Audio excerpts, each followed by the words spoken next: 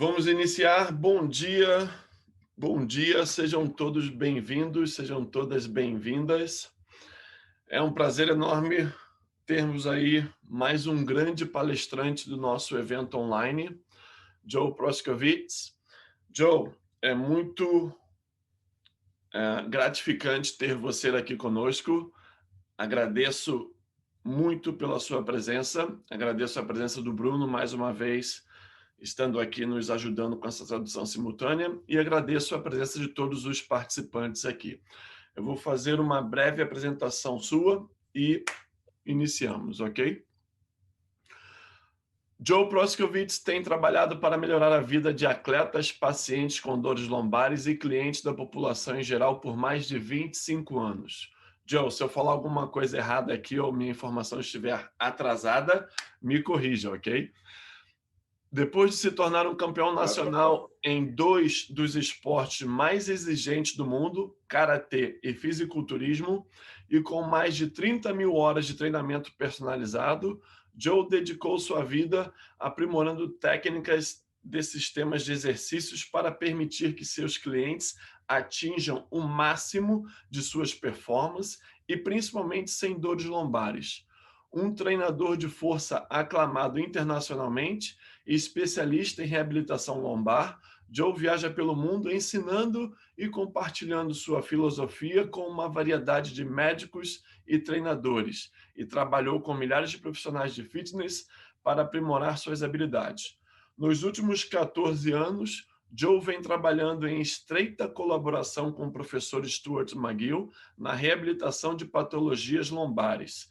Ele também ensina os cursos clínicos e de performance do time Backfitpro, e é uma das 2 únicas pessoas no mundo que leciona a metodologia do professor Stuart McGill. Joe tem sido um apresentador em conferências de saúde e fitness de alto nível, como a Discovery Fitness Convention e o South African High Performance Institute, dando conselhos sobre tópicos que incluem treinamento de força para mulheres, levantamento olímpico para desempenho esportivo e nutrição prática para perda de gordura. Ele também apareceu em publicações importantes como Men's Fitness e Men's Health. Joe atualmente trabalha com muitos clientes de alto escalão, incluindo medalhistas olímpicos, músicos internacionais e atletas recordistas mundiais. Ele é o CEO da Performance RX em Londres, Reino Unido. Joe, é uma grande honra ter você por aqui e principalmente uma grande honra poder ter você ensinando novamente para os brasileiros, meu amigo. Felix, thank you very much for that introduction. I'm very honored to be here and sharing just a couple of thoughts and ideas with probably one of the most favorite bunch of people that I've ever come across. I love Brazil. I love the Brazilians. In fact, someone asked me not too long ago, they said, you've traveled to many different places around the world. What is by far your favorite? And straight away I turned around and I said, Brazil. I said, every time I go there, I meet amazing people, people that are very, very welcoming and warm and just very receptive to what I have to say. So it's an absolute pleasure to be here. Thank you very much. And thank you to Bruno for translating for me. Joe, é muito gostoso ouvir isso de você e tenho certeza que os brasileiros que já tiveram a chance de aprender com você também sentem esse mesmo carinho. Muito bacana. Joe, você é o único profissional no mundo com um currículo de treinador de força ou personal trainer que detém a responsabilidade de ensinar sobre a metodologia de Stuart McGill no mundo. Claro que você também tem hoje uma excelente visão e capacidade de tratamento e não apenas de treinamento, né? Poderia contar um pouquinho como você conseguiu adquirir essa posição e como é para você estar nesse time do Backfitpro hoje?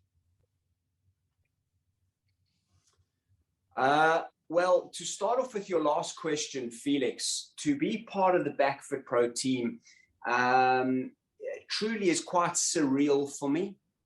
And I mean that because when I look back over the last 16 years, I've had amazing interactions with my colleagues, being Professor McGill and Dr. Cambridge. And I'm very, very honored to be able to share ideas with them. I'm very honored to be able to learn from them. And they've given me a very good grounding to understand the biomechanics of how the lumbar spine works. And it's given me a very big opportunity to further explore many different avenues of the lumbar spine. So to say that I'm grateful and honored to Professor McGill for giving me this opportunity is an understatement. I regard him as a very, very dear and close friend. He's like family to me.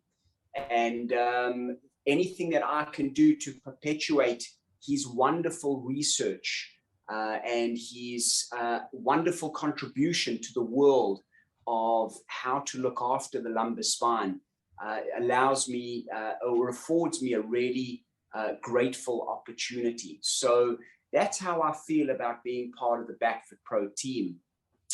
How I got involved being a personal trainer or strength and conditioning coach, and now dealing in sort of the very deep side of the medical aspect of low back pain is quite unique. And, you know, many people have asked me if they can come and try and copy my business model. And it's very difficult to do so because I'm in a unique position to literally live in the world of lumbar spinal medical sort of issues and not be a medical practitioner.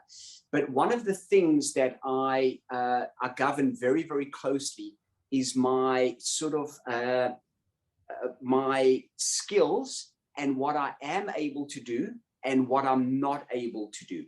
So what that's afforded me is the ability to bring together a very comprehensive team around me. So I've got physical therapists who work at my facility. I work directly with neurosurgeons and orthopedic surgeons. So when a patient comes to see me, I'm very upfront in disclosing who I am and what I'm able to do and what I'm not able to do and what lines I will not cross. And if I then need to refer those people to a medical practitioner, be it a neurosurgeon or an orthopedic surgeon, I have that ability.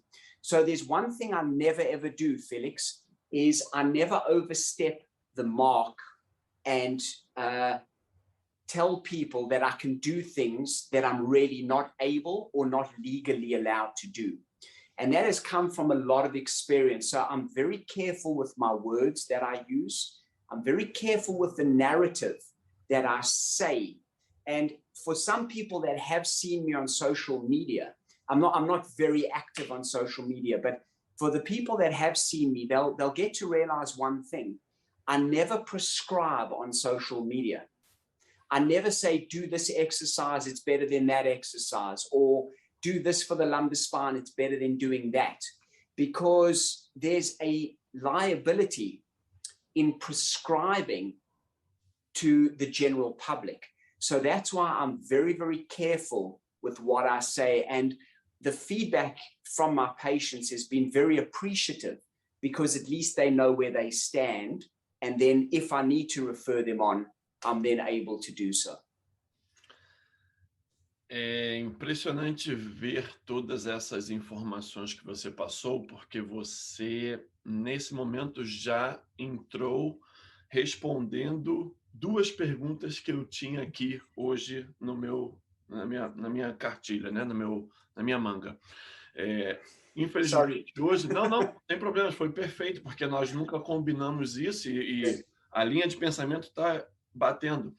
Porque o que nós vemos hoje, infelizmente, Joe, muitas pessoas ficam nas mídias sociais falando, faça isso para dor lombar, esses tantos exercícios para dor lombar, quer tratar dor lombar, faça isso, e eles não entendem a importância de avaliar um a um para entender que, às vezes, aqueles exercícios não são o melhor naquele momento, em vez de entenderem como tratar a dor lombar. E aí eu já te pergunto, como é a visão hoje do Backfitpro para tratar a dor lombar? Eu estou te fazendo uma pergunta que eu já sei a resposta, mas eu queria ouvir você dizendo quais são os passos, o que fazer primeiro, o que fazer depois, e depois, para aí sim você poder identificar quais são os melhores exercícios, se for o momento de fazer exercícios. So, Felix, there's one very important aspect with regards to, I'm only going to speak within the context of the lumbar spine because I don't do shoulders and knees or any other joint in the body. But the most important thing is to assess the pain triggers, the tolerance, and the capacity of that particular person. It's very, very easy to write a program. Today, very amateur, very young trainers can get on social media. They've got access to every creative exercise in the entire world. You don't need to go on courses anymore to learn new exercises, right? You can pick up Instagram, and within half an hour, your toolbox is very, very full, and you can try it out on Monday morning. That's the mark of an amateur. The mark of a professional, I believe, is to assess that patient's capacity and tolerance and understanding what their pain triggers are and determining if through a mechanical intervention, that means an exercise-based or movement-based program, you are able to reduce their pain and create more resilience, then the assessment guides you as to what exercises would be optimal for that person at that specific time.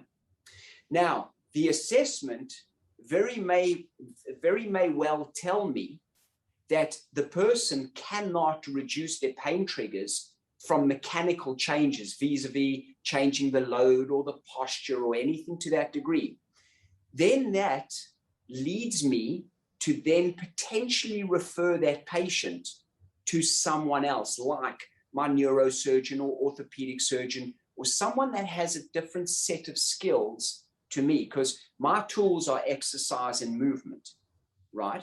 My tools are not injections and surgery. But there's many, and one of the big myths and misconceptions about what we do at Backfitpro, Felix, is that everyone thinks the McGill method is the big three. It's so not. It's the big three play a very, very minor part in what we do. And I'll give you a very real world example. So if you take a look at my consults over the last 3 or 4 months, right, and I've done many over that time, I can tell you now that my prescription of the big three has only been maybe 25 or 30% of those consults for their initial time. However, many of the other people were so dysfunctional because of their pain that they weren't able to do any modification of the big three. So it's about determining what they can and cannot do, and then working from that nucleus out in building up their resilience and their tolerance and their capacity. So the key thing, and Dr. McGill will echo the sentiment all the time, I'm really just standing on his shoulders. He's the giant who I'm standing on. But he'll tell you all the time, let the assessment determine the prescription. And that is very, very important. And for people that don't deal in lumbar spine, for people that just deal in doing normal screens or assessments in the gym, use that to determine exactly what the client should be doing or not doing at any specific time. Because there's a very famous saying, I think it was Paul Chek who once said, if you're not assessing, you're guessing. And that's it still stands true to this day. Perfeito, perfeito, Joel. Realmente as pessoas não entendem o quanto a avaliação é importante para poder saber o que fazer com os pacientes ou com os clientes. Seguindo sua temática aqui da palestra, você vai vir com a temática aumentando a resiliência e a performance no cliente que teve dores nas costas. Poderia explicar um pouco do seu tema e dar um spoiler ao público sobre o que eles irão aprender com você? So when a patient or when an athlete or client gets past the initial stages of reducing the pain triggers and building up the resilience, there seems to be a gap that a lot of people are missing, or a gap in the training, where people now believe that if they're pain-free after 3 or 4 weeks, they can then quickly get back into the gym and start squatting very heavy and deadlifting and kettlebell swinging and snatching. And all of a sudden, they partake in those activities and the pain starts to come back. So really what we need to understand is that there's an algorithm that we work with that takes the patient through particular steps to get them to a point of where they are resilient enough to then start exposing themselves to the chaotic environment of their sport. Because it's very easy for a practitioner, and even an amateur practitioner, to get someone out of pain relatively quickly if they don't have major things going on in the spine, right? But the art and science then becomes a far harder thing to articulate when you now need to take the patient who's in a gym non-chaotic environment and put them back into a very unpredictable environment like their sport, whether it's cricket or hockey or baseball or American football, because they don't have control of the environment as they do in the gym. So both from a mental perspective and a physical perspective, there needs to be certain stages of where you gradually expose the athlete to a little bit more of a chaotic environment before throwing them straight back into their sport. And that's what I'm going to go through. And I'm going to use many different examples from high-level and world-class MMA athletes who I work with to, funny enough, currently a cricketer, a world-class cricket player who I'm currently dealing with. I don't know if they've got cricket in Brazil, but... Eu acho que não. Talvez no, but, pequeno percentual, mas eu acho que não. I'm assuming everyone knows what cricket is, right?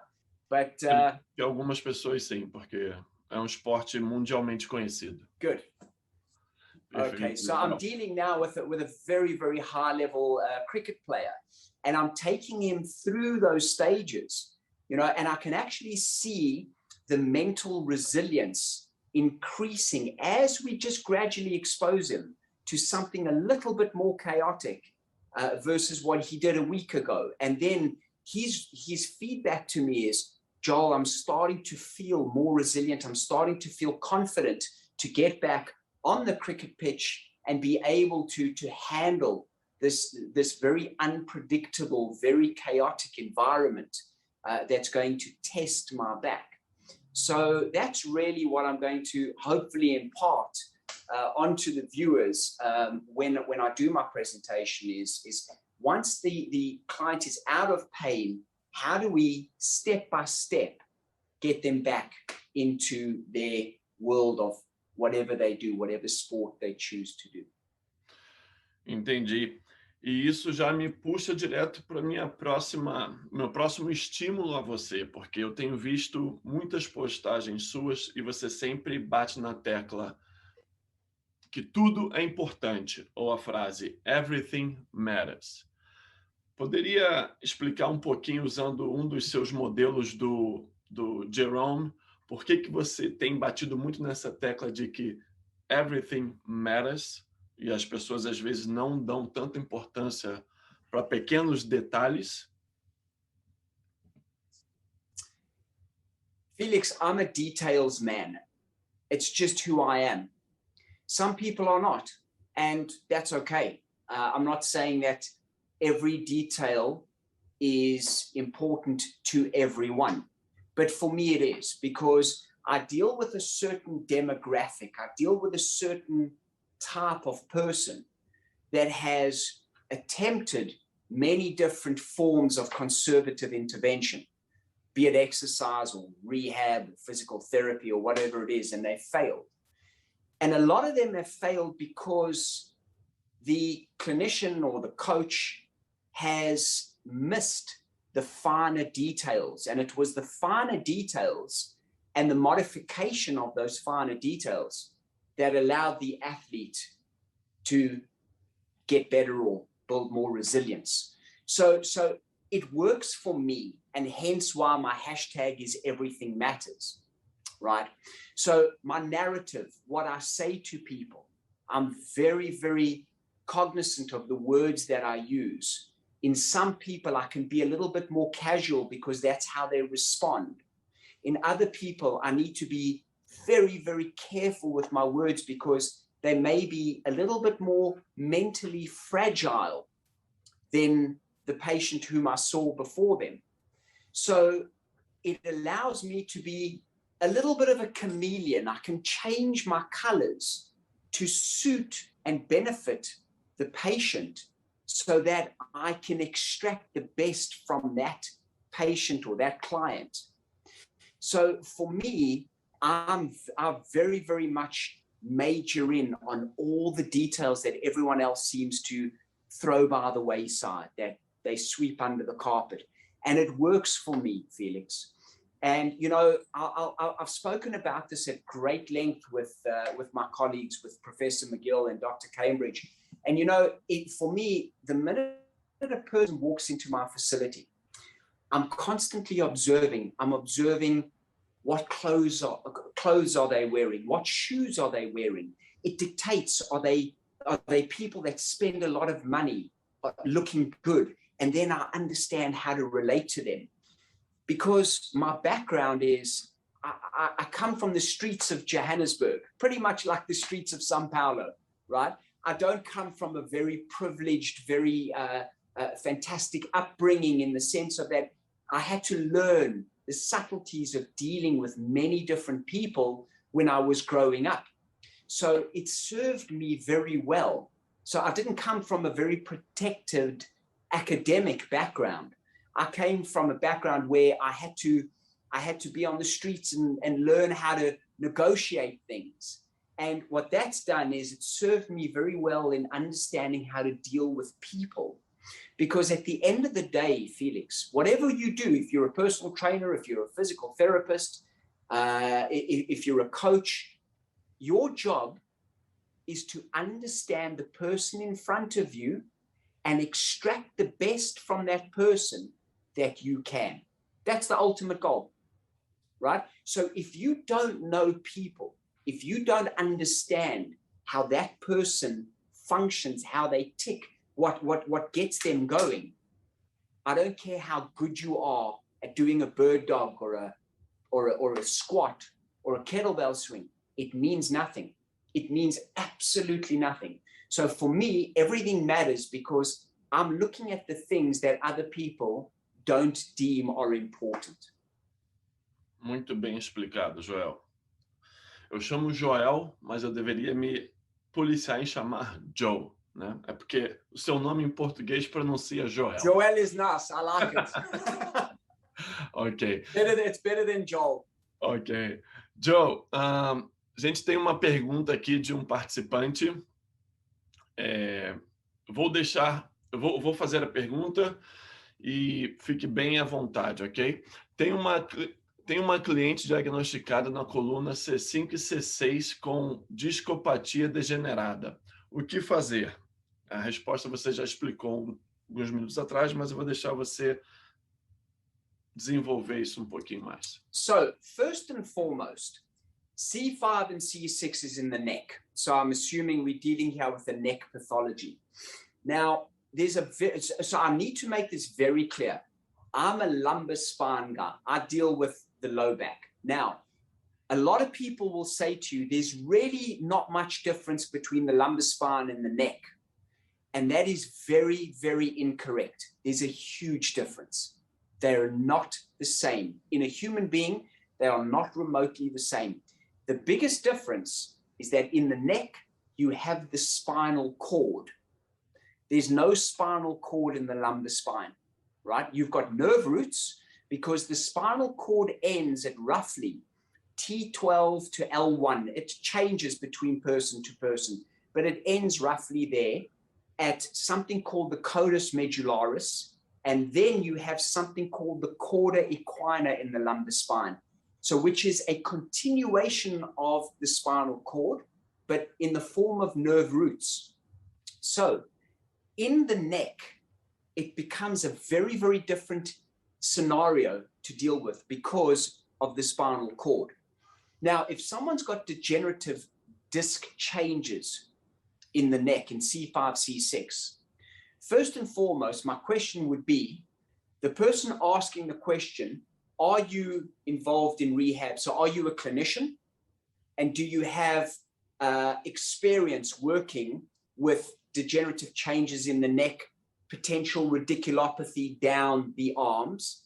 And if you then do, I would always guide you to an assessment utilizing stuff like neurodynamics from the very, very brilliant Michael Shacklock, and understanding, is the nerve free to move? Is it compressed?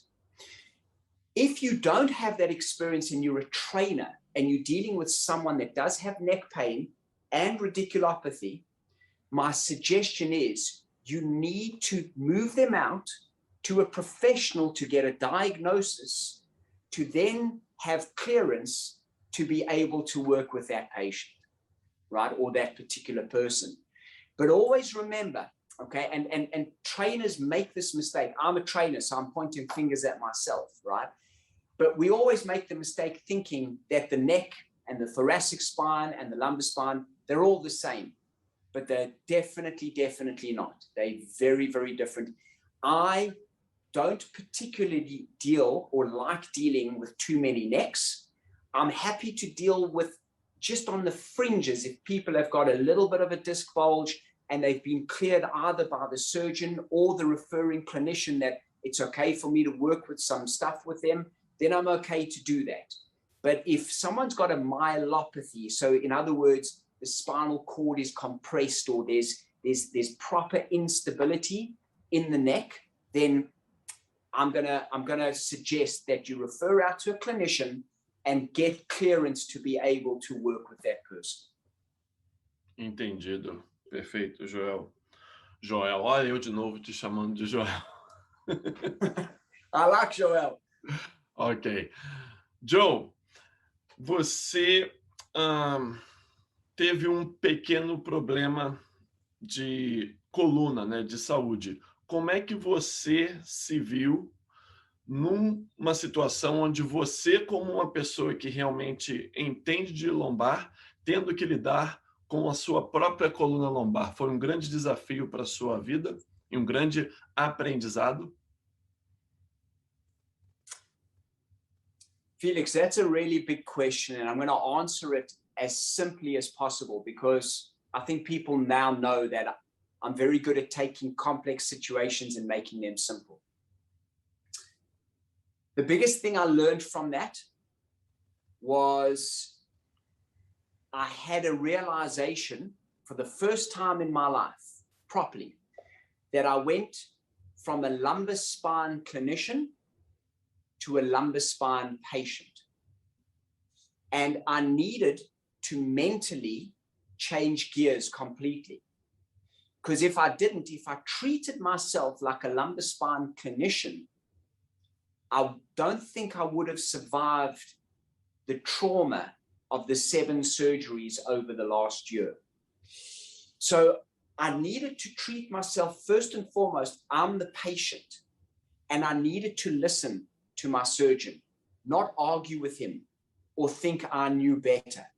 I needed to listen to Dr. McGill when I phoned him and not argue with him and think I know better, right? So I sought the expertise of my mentors. So my surgeon, Dr. McGill, other people like Michael Shacklock. And I got insight from them. And I took that And I then combined it with my clinical skills and then treated myself as best as I could to get myself into a more resilient position. But the best thing that could have happened to me, Felix, is to have gone through all of this, because it's given me a level of understanding and empathy that I now have for my patients that there's no words in the world to describe it. Because when a patient comes to see me and they don't know that I've been through all of this, and they say, Joel, I've got this pain, it's very difficult to describe, I don't think you'll understand.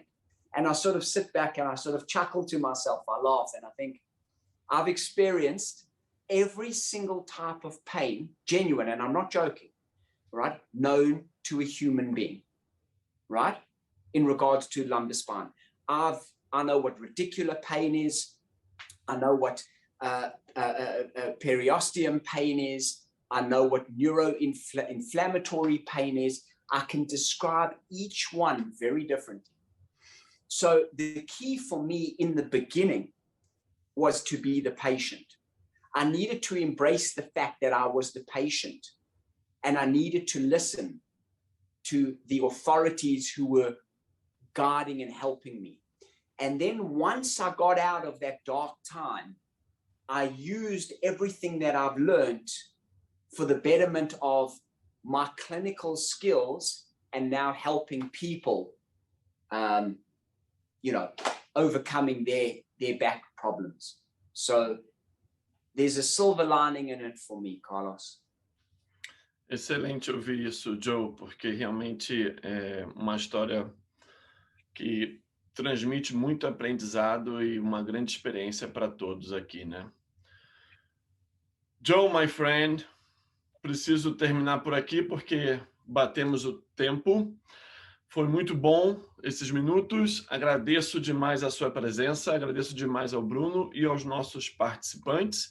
Vamos bater uma foto aqui, dá um sorriso para eu bater uma foto e botar na mídia social. Uma mais? Felix, can I say one thing? Com certeza pode. To all my Brazilian colleagues, I wish nothing more for COVID to disappear so that I can get on a plane and come straight back to Sao Paulo, and Felix owes me a trip to Rio, because categorically it's my favorite place in the entire world. I love you guys. You are amazing. You make me feel at home, and I just wish all of you safety and health.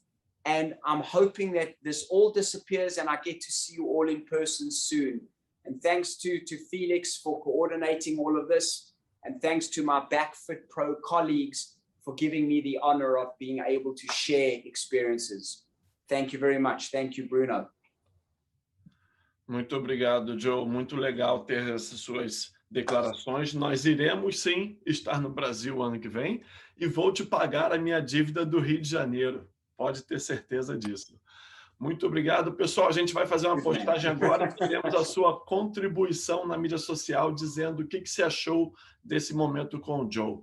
Bruno, muito obrigado. Joe, muito obrigado. E a todos vocês participantes, um excelente domingo. Muito obrigado pela presença.